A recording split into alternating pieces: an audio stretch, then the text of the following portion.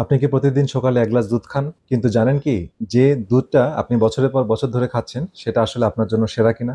গরুর দুধ, ছাগলের দুধ, বাদামের দুধ, ওটসের দুধ, বাজারে এত রকমের দুধ। কোনটা আপনার শরীরের জন্য আসলে কাজ করে? আজকে আমরা বিজ্ঞানের আলোকে একটু, একটু করে দেখব যে কোন দুধে কি আছে, কার জন্য কোনটা ভালো এবং কোনটা এড়িয়ে চলা উচিত। তো দেখতে থাকুন, শেষ পর্যন্ত একটা কাজের তুলনা পাচ্ছেন, যেটা আর কোথাও পাবেন না।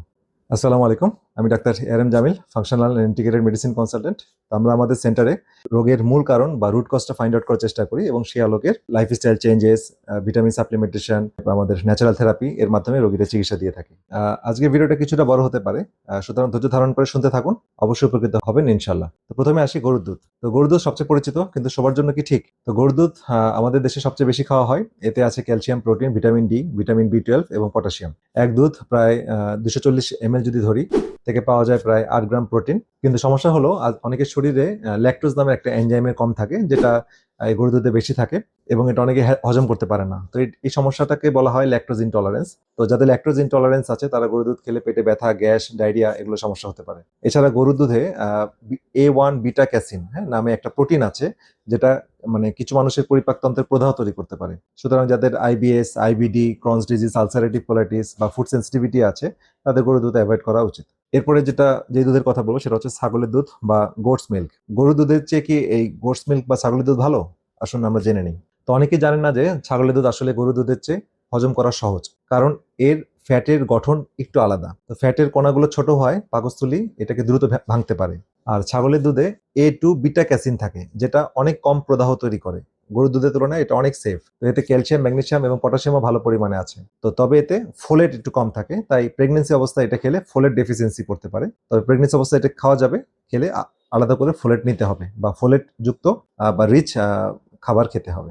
এরপরে যে দুধের কথা বলবো সেটা হচ্ছে বাদামের দুধ বা অ্যালমন্ড মিল্ক। তো অ্যালমন্ড মিল্ক ক্যালোরি কম কিন্তু পুষ্টি বেশি। হ্যাঁ, তো বাদামি দুধ এখন অনেক বেশি জনপ্রিয় হচ্ছে, বিশেষ করে যারা ওজন নিয়ন্ত্রণ করতে চান তাদের জন্য খুবই উপকারী। তো ক্যালোরি কম আছে, 1 গ্লাস দুধে মাত্র 30 থেকে 40 ক্যালোরি। কিন্তু বাস্তবতা হলো বাজারে যে অ্যালমন্ড মিল্ক পাওয়া যায় তাতে বাদাম থাকে মাত্র 2 থেকে 10%।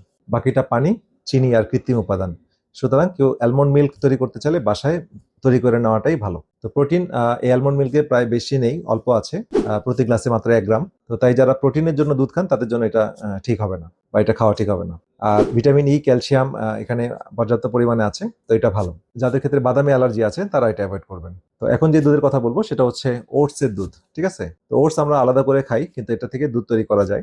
ওটস মিল্ক এখন ইউরোপে, আমেরিকাতে অনেক বেশি বিক্রি হয় একটা ভেজিটেবল দুধ আর কি। তো এতে আছে বিটা গ্লুকান নামে এক ধরনের দ্রবণীয় ফাইবার, যা কোলেস্টেরল কমাতে সাহায্য করে। কিন্তু সমস্যা হলো এর গ্লাইসেমিক ইন্ডেক্স বেশি, মানে এটা রক্তের সুগার দ্রুত বাড়িয়ে দিতে পারে। তাই ডায়াবেটিস রোগীদের এটা সাবধানে গ্রহণ করা উচিত। আর প্রোটিনের পরিমাণ মাঝামাঝি, প্রতি গ্লাসে 3 গ্রামের মতো প্রোটিন আছে। তো এটা যারা সুস্থ মানুষ, যারা কোলেস্টেরল কমাতে চান এবং যাদের হৃদরোগের ঝুঁকি কমাতে আগ্রহী, তাদের জন্য এটা ভালো। তবে যাদের ডায়াবেটিস আছে বা ইনসুলিন রেজিস্ট্যান্স আছে তাদের এই ওটসের দুধ অ্যাভয়েড করাই ভালো। এরপরে যে দুধের কথা বলবো সেটা খুব ইফেক্টিভ, সেটা হচ্ছে কোকোনাট মিল্ক বা নারিকেলের দুধ। এতে ভালো ফ্যাট আছে, কিন্তু পরিমাণ মেনে নারিকেল দুধ খেলে আমরা এখানে ভালো মাত্রায় মিডিয়াম চেইন ট্রাইগ্লিসারাইড বা এমসিটি পাই। তো এই ফ্যাট সরাসরি শক্তিতে পরিণত হয়, এই যে এমসিটি বা মিডিয়াম চেইন ট্রাইগ্লিসারাইড, এবং এটা লিভারে জমে না, পিত্তের উপর ডিপেন্ড করে না, এটা বডিতে সরাসরি অ্যাবজর্ব হয়ে যায়। এটা কিটোজেনিক ডায়েটের জন্য খুব জনপ্রিয় একটা অয়েল, ফ্যাটি অ্যাসিড, যেটা মিডিয়াম চেইন ট্রাইগ্লিসারাইড বা এমসিটি। তো এতে ক্যালসিয়াম বা প্রোটিন তেমন নেই, কিন্তু তবে স্বাস্থ্যকর ফ্যাট এবং অ্যান্টিব্যাকটেরিয়াল অনেক প্রপার্টি বা গুণ আছে। তো ক্যালোরি বেশি হয়, বেশি পরিমাণে খাওয়া ঠিক না। তো আমরা মাঝারি মাত্রায় খাবো। তো যারা কিটো ডায়েট করছেন বা যারা দ্রুত ওজন কমাতে চাচ্ছেন এবং যাদের খুব এনার্জি দরকার, তাদের জন্য এই কোকোনাট মিল্ক খুবই ইফেক্টিভ। এরপরে যে দুধের কথা বলবো সেটা হচ্ছে সয় মিল্ক বা সয়া দুধ। তো এটা প্রোটিন অনেক রিচ আছে, কিন্তু এটা মানে হরমোনে কিছু সমস্যা তৈরি করে। তো উদ্ভিদজাত যে দুধ আছে এর মধ্যে ভালো প্রোটিন বা সবচেয়ে ভালো প্রোটিনের মধ্যে সোর্স হচ্ছে এই সয়া মিল্ক। প্রায় প্রতি গ্লাসে 7 থেকে 8 গ্রাম প্রোটিন পাবেন।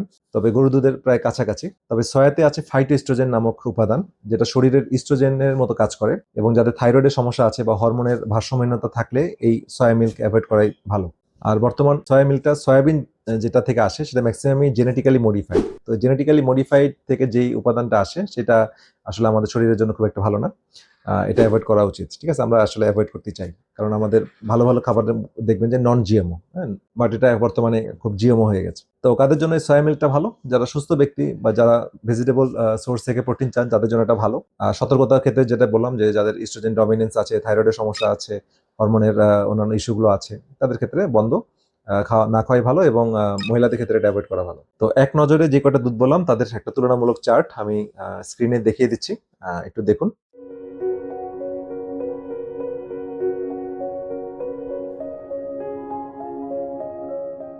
তো আমার পরামর্শ হচ্ছে কে কোন দুধ খাবেন, হ্যাঁ, যেই পরামর্শটা আমরা দেই সাধারণত, যদি আপনি সুস্থ থাকেন, কোনো সমস্যা না থাকে, তাহলে ছাগলের দুধ বা গরুর দুধ আপনি খেতে পারেন। কিন্তু ল্যাকটোজ ইনটলারেন্স থাকলে গরুর দুধ তো খাওয়া যাবে না। সেক্ষেত্রে বাদামের দুধ বা ওটসের দুধ খাওয়া যাবে।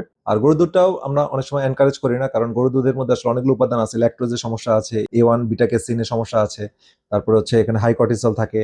গরুর দুধের মধ্যে এখন অ্যান্টিবায়োটিক স্টেরয়েডের ঝুঁকি অনেক বেশি আছে, তো এটা খুব বেশি চেক করা হয় না, বা গ্রাস ফিড গরু এরকম পাওয়া যাচ্ছে না। তো এগুলো আমাদের হরমোনাল ব্যালেন্সও সমস্যা তৈরি করে। সুতরাং গরুর দুধটা আসলে মোটামুটি অ্যাভয়েড করাটাই ভালো। ঠিক আছে, কিন্তু আপনি যদি ওই ধরনের গরুর দুধ অ্যারেঞ্জ করতে পারেন, মাঠে চড়ানো, ভালো ঘাস খাওয়া বা প্রাকৃতিকভাবে চড়ে বেড়ানো গরুর দুধ, সেটা আপনার খাওয়া যেতে পারে যদি আপনি অ্যাপারেন্টলি সুস্থ থাকেন। কিন্তু আপনার আইবিএস, আইবিডি বা ফুড সেন্সিটিভিটি, অ্যালার্জি সমস্যা থাকলে এটা অ্যাভয়েড করবেন। আর যদি ডায়াবেটিসের সমস্যা থাকে তাহলে বাদামি দুধ সবচেয়ে নিরাপদ। ওজন কমাতে চাইলে কম ক্যালোরির জন্য বাদামি দুধ ভালো, প্রোটিনের জন্য তবে ভালো অন্য দুধ নিতে হবে। হাড় মজবুত করতে গেলে ছাগলের দুধ, গরুর দুধ খাওয়া যেতে পারে। এর সাথে ভিটামিন ডি আলাদা করে অনেক সময় নেওয়া লাগতে পারে। আর কিটো বা লো কার্ব ডায়েট যারা করবেন, ওজন কমাতে চাবেন, তাদের জন্য নারিকেলের দুধটা বেশি ভালো কাজ করবে। তো মনে রাখবেন যে কোনো একটা দুধ সবার জন্য একইভাবে কাজ করে না। আপনার শরীর, আপনার স্বাস্থ্য পরিস্থিতি এবং আপনার লক্ষ্যের উপর নির্ভর করে সঠিক দুধ বেছে নেওয়াটাই ফাংশনাল মেডিসিনের মূল কথা। আর এই ভিডিওটা যদি আপনার কাজে লেগে থাকে তাহলে এখনই লাইক করুন এবং চ্যানেলটি সাবস্ক্রাইব করুন, এবং আপনার পরিবার বা বন্ধু বান্ধবের সাথে শেয়ার করুন। ইনশাল্লাহ তারা উপকৃত হবে।